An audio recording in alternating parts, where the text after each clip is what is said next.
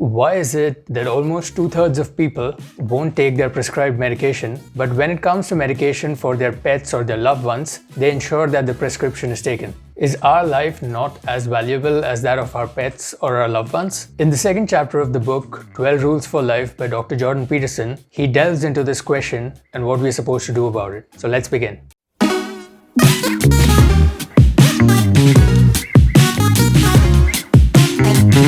Hi, I'm Sutirtho. I like to read and I'm learning to share. In this channel, my aim is to dive deep into book chapters and distill them down to the simplest, doable actions that we can do in our day-to-day lives. If these videos help even a single person figure out some things in their life, then I'll consider this video successful. So let's begin. If I had to divide this chapter, treat yourself like someone you're responsible for helping, into 3 areas, it would be like this. First, why is it that we don't take care of ourselves compared to others? Second, what we should do about it? And third, the importance of having a why. I'll begin with the first part. Why is it that we don't take care of ourselves compared to others? And the answer, according to Jordan Peterson, is the fact that we know ourselves better than anybody else in the world. Well, at least the bad parts. We know that we were supposed to finish that important task yesterday, but we didn't. We also know of all those New Year's resolutions that we have made over the years that we have just not kept. We have all gone through that phase wherein we have felt that work is piling on us, but we just can't seem to get things done.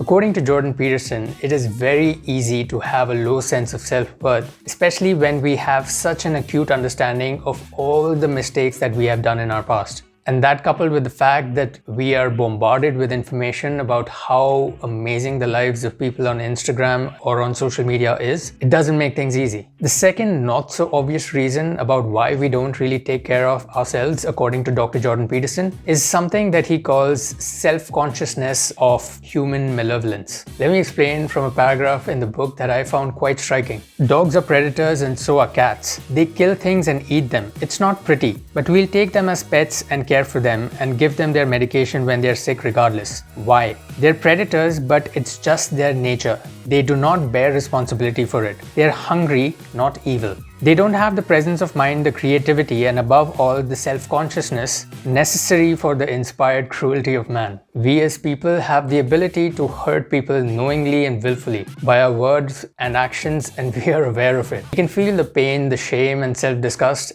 and we still continue with it.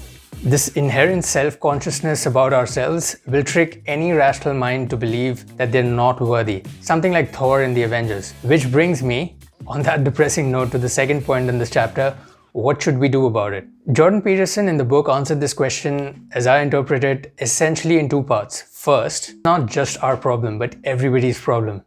So on a relative scale, we're not behind.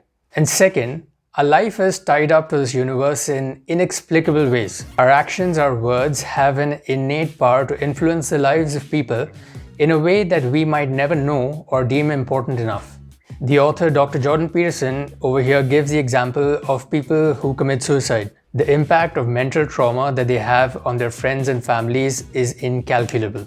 They matter, even if they don't think that's the case. Jordan Peterson here also cites the courage of millions and millions of workers who work behind the scenes to take care of basic infrastructure that we take for granted, like electricity and water supply. In the eyes of some people, they probably lead uneventful and unheroic lives. But their simple acts of courage and determination impacts so many. Some of the examples chosen by Dr. Peterson in this book are quite extreme, but this fight with our self-worth does in fact tend to manifest itself in subtle ways that we should always be aware of, according to the book. Fight for self-worth. This reminds me of another point called the imposter syndrome that I'd heard of in another book, in another world. But anyways, this brings me to the third point: the importance of having a why. If you've seen my video about the first chapter, you'll notice I've talked about something called a Sparta attitude, which according to my own definition is the importance of driving towards a particular goal rather than being pushed towards nowhere.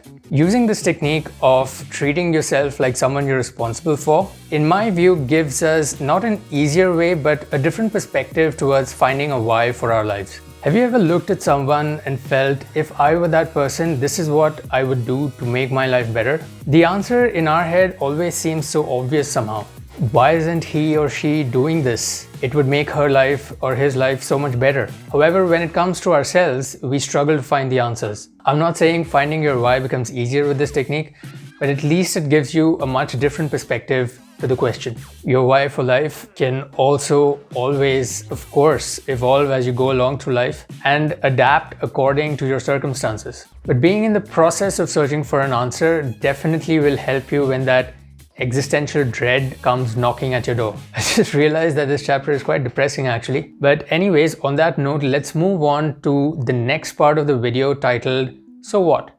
In this section, I take you through my ideas of how we can use the information given in this particular chapter in our day-to-day lives. The first point, and take this one with a pinch of salt, detoxify on social media. I know that some people absolutely love social media and cannot stay away from it, me included, but I do feel that in some ways it does accelerate our feeling of lack of self-worth slowly and steadily. We don't even realize it. Of course, some people have a lot more self-control than others, so you take your own call. And the second part is the obvious working towards finding your own why and doing it from a third-party perspective. Even if you don't have a clear answer, the process of searching for the answer will definitely lead to a lot more self-awareness about yourself, which is definitely a good thing. I mean, I would definitely put it maybe not as part of the daily journaling exercise, but at least a monthly look into this particular question. I divided these actions into two areas. One is generating habits or systems for your life, and the second one is around the habit of creating awareness via the medium of journaling. I've summarized the learnings from the first two chapters here for your reference, and of course this list will grow along as we move further into the chapters of this book. Hopefully by the end of the 12 rules, we will have a solid list of doable actions that we can take as steps in our daily lives. Alright, that's it for the second chapter. In my next video, I will take you through the third chapter, make friends with people who want the best for you. And lastly, remember that self-help can be really toxic. If you don't follow through on what you learn, it can create an illusion of knowledge without actually improving anything. Please go ahead and try out the suggestions in this book. We need to figure out ourselves what works best for us. Please do your own due diligence. Ciao.